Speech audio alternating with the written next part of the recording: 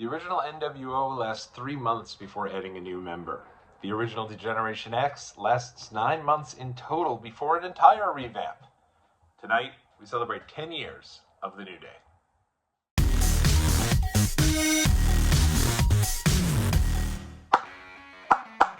What is going on out there, world? It's your boy Tony on the spot for Watch Along Wrestling. So great to be back here with each and every one of you.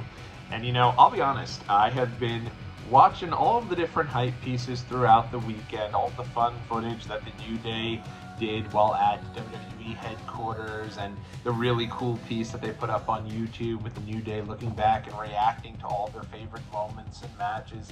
And for me, it kind of got me thinking about my thoughts of the New Day.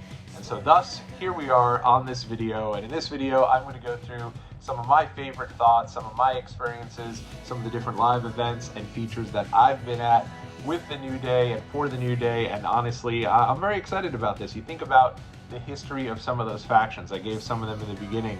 You know, Ted DiBiase joins the NWO just a couple of months after its formation, and in total 79 different members joined the NWO. D-Generation X has that initial group with Shawn Michaels, Triple H, Chyna, Rick Rude, and before long, Shawn Michaels is gone, Rick Rude is on Nitro, and they have to revamp the entire group. And all told, that second incarnation of DX, which forms the night after WrestleMania 14, is gone and done by the time WrestleMania 15 rolls around. Factions in general don't really last that long. You look at probably the most successful faction in all of WWE in terms of each member of the group winning the world title, The Shield. Even the first incarnation of The Shield began at the end of 2012 and is finished by the middle of 2014. So when you look at the New Day, just the longevity in its own right, I feel like really has to be celebrated. And I think the idea that the three of these guys, Kofi Kingston, Xavier Woods, and Big E, came up with this idea on their own. They kind of presented the idea to the office, and they went through a lot of this. If you didn't have an opportunity, go and check out really the countdown show to Survivor Series. They sprinkled in a lot of the New Day from this past weekend, going to WWE headquarters, talking through some of their experiences. But hearing about it was really interesting, and if you think about where each one of these guys were before the New Day even came about, you have a guy like Kofi Kingston. He's probably one of my favorites. Throughout his time in WWE, I always thought he was really innovative, and I always thought he came across like a really good, genuine human being, even from early days in his ECW run when he was "Jamaica Me Crazy Kofi." I thought he was a really fun character, and I really thought he had a lot of untapped potential in WWE. There was a very brief period of time in November of 2009 when he was almost being presented as close to, or if not, a main eventer. You know, his feud with Randy Orton, doing the boom boom leg drops, and the moment I was there for at Madison Square Garden. And Madison Square Garden is not typically a building that will come unglued for what WWE wants you to come unglued for, but they certainly did here. He hit the boom boom leg drop in the crowd, and it really felt like, wow, Kofi's going to be the next guy for WWE. The sky's the limit for this guy. And then he went on to Survivor Series 2009. He's the sole survivor of his team. But obviously his feud with Randy Orton didn't go so great, and that was really, in many aspects, the last time that Kofi Kingston was considered a main eventer. He was kind of like, if they needed an extra guy for Elimination Chamber, if they needed an extra guy for Money in the Bank, Kofi would be featured there. He was the guy that was, many times, he was the ambassador for the company. You know, you think about it, he's on the pre-show panel to WrestleMania 29, kind of giving some analysis with Jim Ross and with Dusty Rhodes, and that's a fine role, but I always thought, man, there's a lot more there when it comes to Kofi Kingston. Take a look at Big E. Big E comes into the company. He's as the muscle for Dolph Ziggler, and I always appreciated Big E in this role because the night Dolph Ziggler won the title, I was there, and I just remember seeing Big E looking so happy for Dolph Ziggler. And clearly, you know, his role in that particular deal with Dolph Ziggler was he's going to be Dolph's muscle. He's not going to say much. He's going to kind of just stand there, right? But you could tell, like, he broke character. He was just genuinely so happy for Dolph, and so I loved seeing that. And I thought his Intercontinental title run was okay. I think it was early in the run.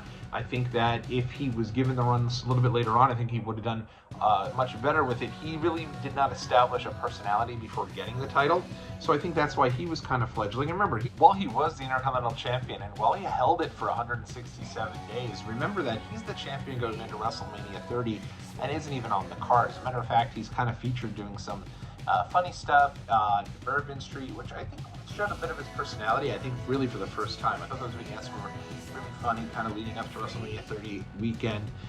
But again, you know, he's in the Andre the Giant Memorial Battle Royal, and then he loses the Intercontinental title, and he's just really not seen again.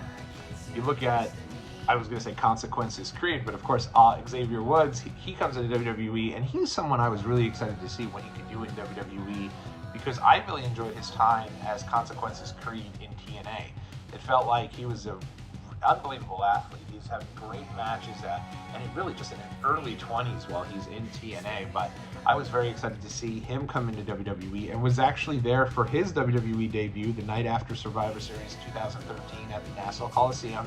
And, you know, he was not set up for success at all. I was very worried for him because he comes in and they really kind of gave him Brodus Clay's entire gimmick for a bit. They moved everyone over from Brodus Clay, gave him the music, had him do the dance steps, gave him the Funkadactyls. That was very brief. And then he just kind of went into like a mid-card tag team with Kofi Kingston, and it felt like, boy, I had such high hopes for him, but just 6 months into his run, I was worried for the guy, and I didn't know how much longer he'd last. So it makes sense why all three of these individuals came together. They really needed something to kind of jumpstart their career and get their career back on track in the case of Kofi Kingston.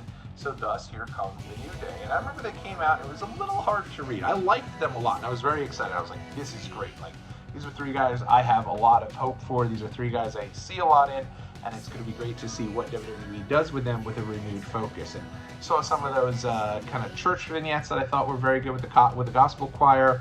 And then they'd come out and they'd be doing the clapping, a whole bunch of clapping and smiling. And it was weird. It was like, are they supposed to be heels? Are they supposed to be baby faces? Like, you saw them come together, and then there really wasn't a renewed focus. But they were having solid matches. And so I remember going into WrestleMania 31. I went there. It was at Levi's Stadium right outside of San Francisco, where the Niners do play their games. And I bumped into Kofi Kingston. And we were walking down the street literally right before the show, maybe the day before, and saw him coming out of a store. He had headphones on, and I was just like, oh, Kofi, huge fan. He said, thanks so much. We took a picture, and I said to him, hey, Kofi, just want to let you know, huge fan of what you guys are currently doing. And instead of him just saying thanks, he completely caught me off guard, because he said, really? Well, hey, man, thanks. I appreciate it. He's like, we're trying. We're trying. And I was like, damn, I'm not even sure he sees too much in it. But, thankfully, underrated match there before WrestleMania 31. It's on the pre-show. Fatal 4-Way for the Tag Team Championships. I thought it was a really well-done match. And there was a couple years there where the Tag Team title match came on before WrestleMania, but it was like one of the best matches of the night. Same here at WrestleMania 31. That's an underrated match. They had some good matches, and they actually credit a lot of their success to the team of Tyson Kidd and Cesaro, one of my favorite duos of the time. And that's really where the New Day starts to come into their own. They win the titles. They do quickly lose the titles to the Primetime Players. So you remember when New Day goes on that historic run and ends up breaking all types of records, has the longest reigning Tag Team Championship run in WWE history. They actually had the belts before that. It was a very short run, and then lost them to the Primetime Players. And I was not at SummerSlam 2015, but I was there the next night, the night after, at Raw at the Barclays Center after SummerSlam. And for me, this is really the moment I noticed that, oh man, New Day isn't kind of over. New Day is the over act in WWE. And I think that's when WWE is at its best, when they have an act that everyone can get behind, who maybe WWE didn't expect to get as over as they got. And that certainly was the case here with the New Day. New Day came out with the trombone, and before they even came out, the whole weekend, I mean, you walk into that building, everyone is... And you see this from time to time, where it's the yes movement, everyone's doing the yes chant. Last year, LA Knight, I couldn't walk down the street with an LA Knight shirt without somebody stopping me and saying, and I'm talking like here in Long Island, New York, not even like at WWE shows, people were stopping me, running me down, doing the, everybody's saying, and doing the LA Knight deal, and like, when people can genuinely get behind a character because they like them and they resonate with the character, I think that's when WWE is at its best. And certainly that weekend, SummerSlam 2015 weekend, the group was the New Day. And from there, I feel like everything just exploded. You know, me, I remember being a huge fan, and I remember just getting into everything, even in my social circles, utilizing me. And guess what he did for me for my birthday? Nothing! Or doing the piece of who, that whole deal. We loved it. We always thought it was so much fun. And eventually, you know, you go in and start the Budio stuff. I was there at Mania 32 when they go, not everyone always talks about the Budio entrance, but they don't necessarily talk about the idea that at that show, sure, they were in kind of a mid-cardy feud with the League of Nations, who I do think was a faction going nowhere fast. But they utilized the segment at WrestleMania 32 for the return of Stone Cold, Mick Foley, and Shawn Michaels, all to get in there and have interactions with the New Day. I think a lot of that stemmed from their interactions with The Rock earlier that year, and it was like, suddenly these guys are damn good. Like, I remember during that interaction with The Rock when Xavier Woods said, "It does matter what his name is. His name is Byron Saxton, and he's an incredible commentator for WWE." And I was like, damn, like, they're going toe-to-toe with The Rock, and then here they are getting the rub here from Austin, Foley, and Shawn Michaels. They could have used those three guys anywhere else on the card, and they used them there with the New Day. I'm getting goosebumps thinking about this. This was that good, that big a moment. They're all dancing together, and Austin's doing the dance. Austin, of course, and then he lays him out with the stunner. But at the same time, it didn't go unnoticed that the New Day was with them. And at that moment, they went from kind of the heel act you loved to the babyface act you loved. And going into WrestleMania 33 weekend, now you're talking. We're talking 2 years later, and they were the hottest act in the company. #1 merchandise sellers. They aren't even on the card. They're the hosts of the weekend, but they sold more merchandise than anyone else. And their merchandise was fun. It was different colors. It was, a lot of times they were featured animated on the actual shirts. And it was stuff that people would wear outside of the wrestling space. And I always think that's the best type of merch. And, you know, they came out, obviously, on that show, they introduced the Hardys. They came out and they had different inspired gear, because in the middle of all this is all going on, Xavier Woods really starts to launch Up, Up, Down, Down, and that's a huge boom and a huge success for WWE. So there's a lot of tie-ins there with video game franchises and a lot of different tie-ins with stuff in the mainstream that normally wouldn't have a wrestling space. So that was always very cool as well. And I'll never forget going into that weekend and going to Disney World at WrestleMania 33. And you're sitting there, and they had the show Phantasmic. If you've never seen it, it's the show at the end of Hollywood Studios where all the characters come out. It's all built on Mickey Mouse, and there's a period of time beforehand where everyone's clapping, right? And because there were so many wrestling fans there, rather than doing the clap, everyone was doing the... And like suddenly, we started a New Day clap at the middle of Disney World. We're like, who knows if anyone there even knew it was the New Day chant, but enough of us did that we were all really excited and proud of ourselves for getting that going. And they were just awesome. And then, you know, throughout 2017, 2018, they do break the record previously held by Demolition. They have this incredible feud with the Usos that I really think took the New Day from someone who was there for entertainment and really showed that these guys are also incredible workers. They're having the best match of the night every single time out. And that led us to WrestleMania 35 and the build for that. And I remember going into WrestleMania 35 and starting to think, and I remember at Royal Rumble 2019, the show I was at, thinking, Daniel Bryan doesn't really have a clear path for WrestleMania. That's when it really hit me. And I remember thinking, they're going to debut somebody. It's either going to be Gargano, it's going to be Aleister Black, or it's going to be somebody, Ricochet maybe. It's going to be someone who's in Velveteen Dream at the time was very hot. Someone from NXT was probably going to show up and challenge Daniel Bryan for the title at Mania. They were just going to hotshot them there because there wasn't anybody there. And going into Elimination Chamber that year, of course, Mustafa Ali gets hurt. And when he gets hurt, he's replaced by Kofi Kingston. And Kofi has this incredible run in the Gauntlet. And I think that was when suddenly everyone was like, oh, damn, Kofi's the guy. And I think the plan was, it's interesting because a lot of people, I think you heard about the plan initially was for Mustafa Ali. I don't think it was. I think the plan was actually for Kevin Owens because they were starting the vignettes for Kevin Owens, being the everyday guy, eating processed foods, loving his popcorn, doing everything Daniel Bryan didn't like. So I think they were going to build him back and bring him back as a babyface to challenge Daniel Bryan at WrestleMania. And while that's sad, from a standpoint of that doesn't happen and Kevin Owens isn't even on the card, it was one of the most incredible, like, finally WWE gives us what we want. Everybody became a big fan of Kofi Mania. And I really say to this day, if Mania was 2 days that year, I think they would have main evented with Kofi and Daniel Bryan. It's obviously a historic night for the women who main event that show. Becky Lynch, Charlotte Flair, Ronda Rousey, they earned that main event, and that was great. But if there were 2 nights, I think the first night certainly would have been Kofi and Daniel Bryan. And what an incredible build for that. You think about the tag team gauntlet where Xavier Woods and Big E went to that whole gauntlet to get Kofi the win so that Kofi can go and challenge for that title. And Kofi goes, he gets the big moment, the incredible match with Daniel Bryan. He wins the title in this amazing WrestleMania moment. I don't think anybody can come back and say that moment is not in their top 10 WrestleMania moments of all time. It captured everything and was just such a cool moment. It was really so well done, and one of my favorite moments that I was lucky enough to be there for live. And even seeing him in the main event picture for the next 6 months was awesome. And it was interesting because I remember thinking, all right, if he's going to be the champion now, he's got to be done with the New Day stuff. He can't come out and do pancakes. He can't come out dancing. He can't come out and do all the things that are associated with, kind of a fun, loving, maybe mid-card or upper mid-card act, because now he's the guy. But he did. And he didn't go away from that. He still had the New Day with him. The New Day still had his back. They were all still cool.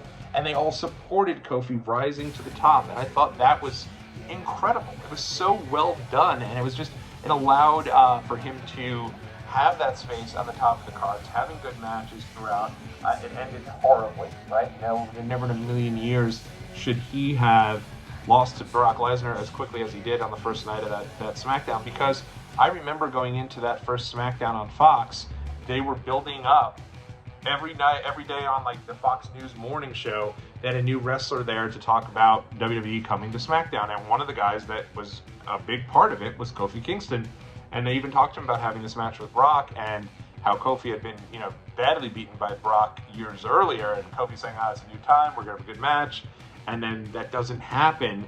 And I thought that really sucked. I thought it was one of the worst decisions. I don't know what they were thinking to utilize this great run here by Kofi, who I still think had some legs to that run. I think people were really behind him as champion, and then they take it away from us here in 10 seconds and have him lose to Brock Lesnar as a way to build up Brock Lesnar, who had already had the title for so long, just because his former UFC opponent is coming in to fight him at, I think it was Crown Jewel that year. So it's just disappointing, and it's a shame that's the way it ended. But later on, down the road, New Day continued to work together until finally Big E would have that opportunity. And you go back and you watch that Money in the Bank match at 2021 when Big E gets up and he grabs the briefcase for the first time, and that crowd goes so insane. And it was like one of the first weekends, it was the first weekend, the next day, that fans had been back full time for the first time.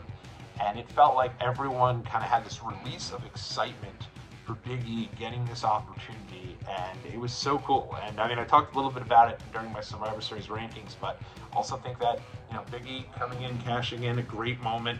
And I think there was a lot of legs to Big E as a champion. They had a good run with him, and I do think that would have went on a little bit longer had the unfortunate circumstances with Roman Reigns getting COVID and them hot-shotting Brock Lesnar into that fatal four-way and eventually giving him the title against Big E and taking that title off of him, I think prematurely. I think he had a lot of legs to him. And what I liked about this, too, was it wasn't like the normal group that just broke up, right? You had a situation here where, Big E was doing his own thing and he was away from the New Day, but they were all still tight. They were all still cool. They never had the breakup. They never disbanded that way. And now, then you look at it and, through the last couple of years, I think New Day's done some great stuff. They had the tag title run in NXT. Certainly the great solidarity moment there during the Black Lives Matter movement. I'll never forget that during the pandemic era. Xavier Woods getting his moment, getting the chance to be the king of the ring. Also something that was cut off way too soon. But now we're at a place where unfortunately Big E has been, obviously he's injured, so he has not been around the last couple of years. I don't think there's any timetable for his return. I'm not sure he ever will be able to return, unfortunately. But the group is still together, and sure, right now it looks like maybe they're going to disband, and maybe tonight is when they blow it all up, right? Who knows? Maybe tonight they go to 10 years, and then they say, that's it, it's over. Xavier Woods loses it, him and Kofi go at it, and that's the end of that. But that doesn't take away from the fact that this group has remained the same three. I know we had a brief period of time where maybe it looked like they were going to replace, they were going to have Odyssey Jones join the group, and he got released. I think there was even a brief time they had Big K in there for Kevin Owens following Kofi's run because Big E got hurt, which was weird. But other than that, it has been, and they were never official members, it has been the same three guys who have came up with this idea together back in 2014, and here we are 2024, and they've remained that same group. I mean, even though Big E has not been a part of the group over these last couple of years, just from a week in, week out basis, he does continue to be a part of that group. He's still a part of WWE. He's been doing things with WWE. And, you know, it's really hats off to them. I mean, you don't think about factions that have lasted 10 years, because I don't know of too many others that have lasted for 10 consecutive years. Certainly not in the same group. Maybe there's been like a rebirth, or, you know, Four Horsemen have had like a couple of different bits and pieces through their history where they were brought back. But this has been the same trio the entire time, and I think that's great. And, you know, after I thought about it and looked back at some of those great memories I've had watching some of their stuff over this weekend, I figured, hey, let me jump on and talk with all of you about how much I've enjoyed the New Day's run, and looking forward to seeing what they do here at the 10-year anniversary. If this is the end, what a run it's been. But if not, I think there's still a lot to be told with them. I think they've done a really good job. And, you know, even if they've been having these arguments recently, family fight, right? Best friends fight. I love my best friends. We get on each other's nerves from time to time. So, yes, it does seem like it's deeply personal, and maybe they're going to be splitting them up. But I think with the New Day, you never know. They're that one group that has stood the test of time. So, in any event, happy 10 years to the New Day, and let me know what you think about their 10-year anniversary, some of the excitement that you have about tonight. And we'll talk to you again real soon here on Watch Along Wrestling. Until then, thumbs up always.